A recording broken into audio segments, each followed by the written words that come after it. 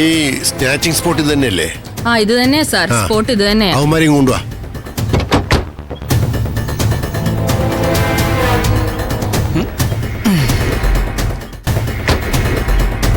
ആ പെങ്കുച്ച എവിടുന്നാ വന്നത്? അതാ അവിടുന്ന് ആയിരുന്നു സാറേ. നീയോ?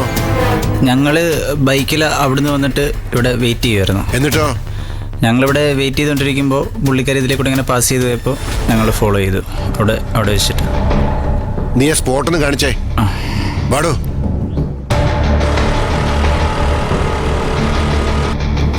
വേണ്ട സാറേ, ഇവിടെ വെച്ചിട്ട് വീണ.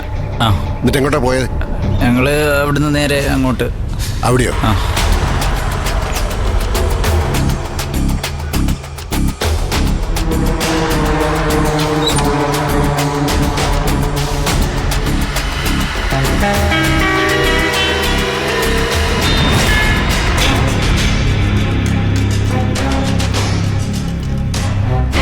സാറേ. എന്താ ചന്തപ്പാ? എൻ്റെ മരുമോനെ സാറേ, ഒന്ന് സംസാരിച്ചോട്ടെ. റിമാൻഡ് ചെയ്തിരിക്കുക. പെർമിഷൻ വാങ്ങി സബ് ജയിലിൽ പോയി ഇഷ്ടം പോലെ കാണാലോ. സാറേ, അത് കുറേ സമയമെടുക്കും. ഒന്ന് സംസാരിച്ചോട്ടെ സാറേ, ഒന്ന് സംസാരിച്ചോട്ടെ. ഒന്ന് പറഞ്ഞോട്ടെ സാറേ. ശരി. ഓ ഇങ്ങോട്ട് വാടാ. ഒന്ന് ചെല്ലടോ കൂടെ. ചെല്ലങ്ങോട്ട്. പിന്നെ ചാരുവിൻ്റെ കല്യാണം തീരുമാനിച്ച കാര്യം ഞാൻ അറിഞ്ഞു. ഞാൻ തിരിച്ചു വന്ന ഉടനെ എൻ്റെയും ചാരുവിൻ്റെ കല്യാണം നടക്കണം. അതിന് ചിറ്റപ്പൻ തന്നെ വഴിയുണ്ടാക്കണം. ഞാൻ കാശെണ്ണി തന്നതേ അവളോടുള്ള ഇഷ്ടം കൊണ്ടാണ്, അല്ലാതെ ചിറ്റപ്പനുള്ള ഔദാര്യം കൊണ്ടല്ല. അവളെ എനിക്ക് തന്നെ വേണം, മനസ്സിലായോ? കാശെന്തേലും തന്നാൽ നല്ലൊരു വക്കീലെ ഏർപ്പെടുത്താം. വേണ്ട, അതൊക്കെ ഞാൻ അറേഞ്ച് ചെയ്തിട്ടുണ്ട് അങ്ങ് മുംബൈയിൽ നിന്ന്. മതി മതി, കേറടോ.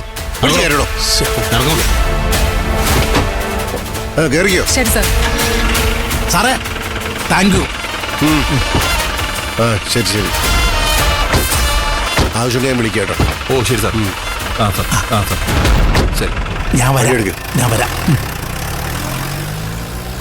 ആ അവനങ്ങനെ കിടക്കാടോ ആയി.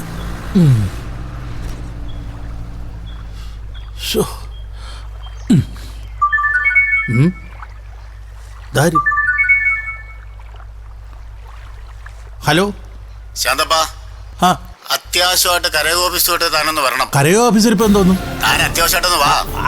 ഞാനേ കാവാലത്തൊരു പണിയുടെ കാര്യത്തിന് പോകാൻ വേണ്ടി നിൽക്കുക. എവിടെ പോകാനാണെങ്കിലും ഓഫീസിൽ വന്നിട്ട് പോയാൽ മതി. പണിയുടെ കാര്യം ഓഫീസിലേക്ക് വാ. ഓ ശരി. ഒരു ഓഫീസ് ഇന്ത്യയിൽ പുലിയാലും ഒപ്പിച്ചോണ്ട് വരും. മനുഷ്യന് മെനക്കെടുത്ത് അവന്മാർക്ക് ഷാപ്പിൽ കാത്തിരുന്നിട്ട് പോവുകയും ചെയ്യും. ഇന്ന് മിക്കവാറും പട്ടിണി കിടക്കേണ്ടി വരും. ഒരു പ്രസിഡന്റ്. ഓ